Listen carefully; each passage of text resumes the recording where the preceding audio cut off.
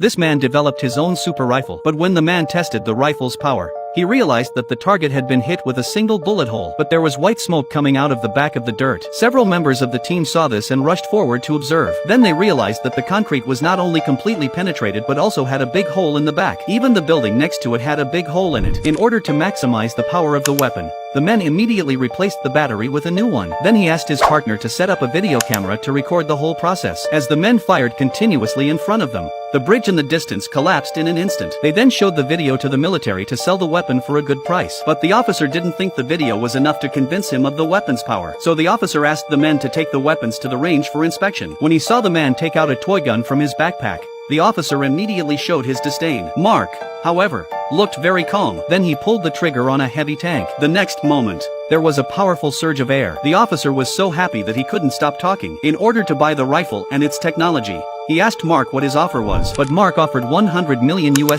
However, after hearing this, the chief immediately agreed and said that he would have the money together by noon tomorrow. But what Mark didn't expect was that as soon as he got back, the officer started investigating him. Soon it was time for the next day's transaction. At that moment, Mark thought he was going to make a fortune, but he was still worried that the officer might cheat, so he gave the goods to his teammates for safekeeping. When Mark arrived at the trading place, he found that the other party not only didn't have the money with him, but also threatened to deliver the goods with weapons. When Mark was about to run away, he realized that his family had also been kidnapped by the officer. Mark had no choice but to call his teammates and hand over the weapons and information to the other party. After confirming that the information was in order, they let Mark and his family leave. Soon Mark and his teammates arrived at the rooftop. They set up a signal booster here. Then they targeted the officer's car. It turns out that Mark has installed a locator on the weapon in advance. He was able to monitor the other side's movements through surveillance. Seeing that the vehicle is in range, Mark pulled out his second-generation super rifle. Although this weapon looks like a toy water pistol, its power and range are far greater than the first generation. Before the people in the car had time to react,